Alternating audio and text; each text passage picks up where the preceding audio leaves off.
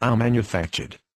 In describing the position of the workers employed in these trades, let us begin with Birmingham. The disposition of the work has retained in Birmingham, as in most places where metals are wrought, something of the old handicraft character. The small employers are still to be found, who work with their apprentices in the shop at home, or when they need steam power, in great factory buildings which are divided into little shops, each rented to a small employer, and supplied with a shaft moved by the engine, and furnishing motive power for the machinery. Leon Forcher, author of a series of articles in the Revue des Deux Mondes, which at least betray study, and are better than what has hitherto been written upon the subject by Englishmen or Germans, characterizes this relation in contrast with the manufacture of Lancashire as démocratie industrielle, and observes that it produces no very favorable results for master or men. This observation is perfectly correct, for the many small employers cannot well subsist on the profit divided amongst them, determined by competition, a profit under other circumstances absorbed by a single manufacturer. The centralizing tendency of capital holds them down. For one who grows rich 10 are ruined, and 100 placed at a greater disadvantage than ever, by the pressure of the one upstart who can afford to sell more cheaply than they. And in the cases where they have to compete from the beginning against great capitalists, it is self-evident that they can only toil along with the greatest difficulty. The apprentices are, as we shall see, quite as badly off under the small employers as under the manufacturers, with the single difference that they, in turn, may become small employers, and so attain a certain independence. That is to say, they are at best less directly exploited by the bourgeoisie than under the factory system. Thus these small employers are neither genuine proletarians, since they live in part upon the work of their apprentices, nor genuine bourgeois, since their principal means of support is their own work. This peculiar midway position of the Birmingham iron workers is to blame for their having so rarely joined wholly and unreservedly in the English labour movements. Birmingham is a politically radical, but not a Chartist, town. There are, however, numerous larger factories belonging to capitalists, and in these the factory system reigns supreme. The division of labour, which is here carried out to the last detail in the needle industry, for example, and the use of steam power, admit of the employment of a great multitude of women and children, and we find here 199 precisely the same features reappearing which the factories report presented: the work of women up to the hour of confinement, incapacity as housekeepers, neglect of home and children, indifference, actual dislike to family life, and demoralization. Further, the crowding out of men from employment, the constant improvement of machinery, early emancipation of children, husbands supported by their wives and children, etc. etc.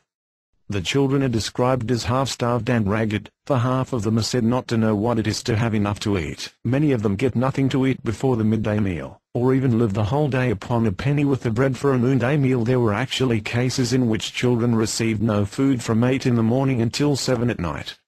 Their clothing is very often scarcely sufficient to cover their nakedness. Many are barefoot even in winter.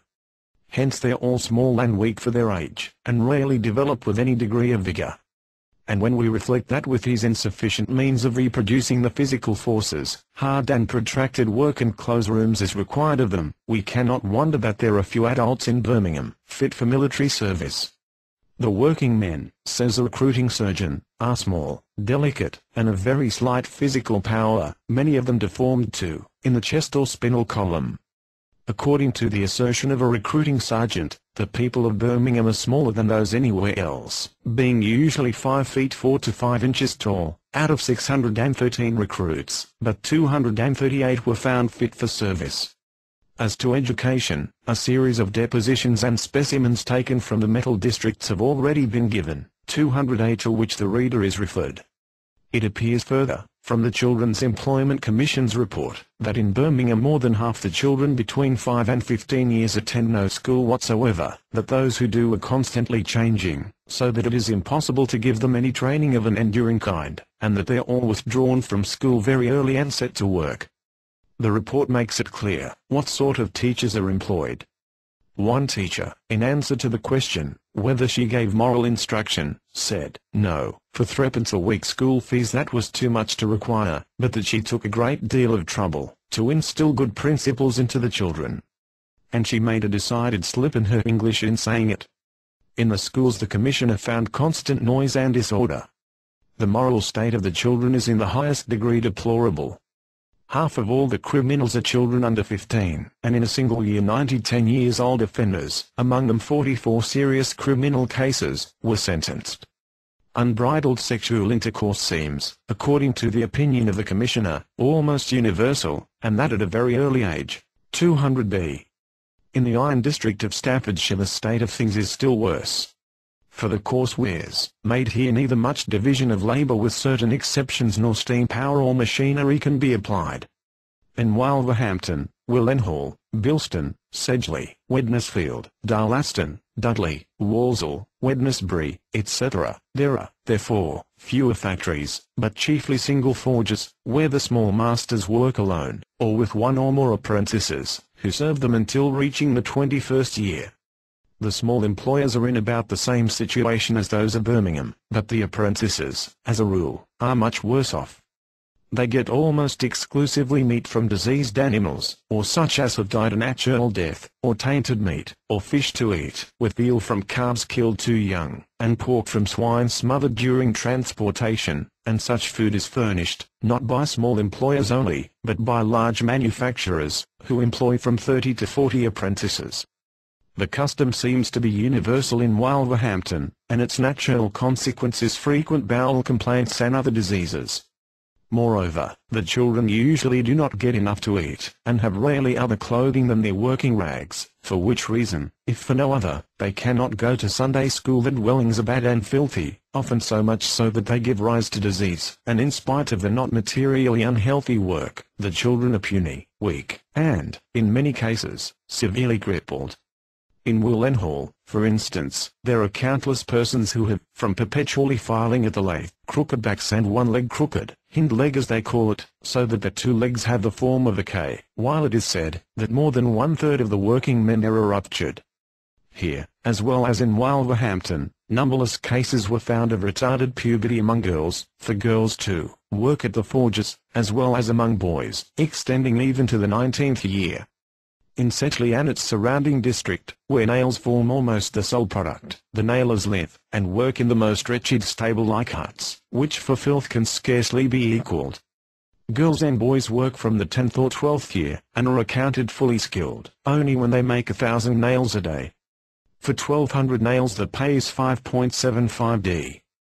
Every nail receives 12 blows, and since the hammer weighs 1 pound and 25 pence, the nailer must lift 18,000 pounds, to earn this miserable pay. With this hard work and insufficient food, the children inevitably develop ill-formed undersized frames, and the Commissioner's depositions confirm this. As to the state of education in this district, data have already been furnished in the foregoing chapters.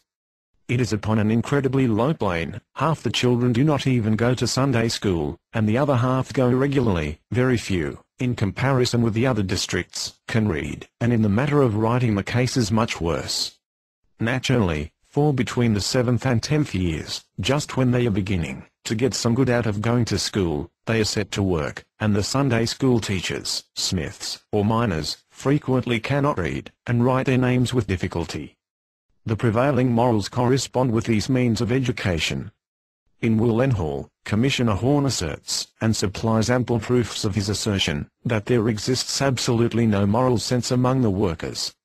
In general, he found that the children neither recognized duties to their parents, nor felt any affection for them.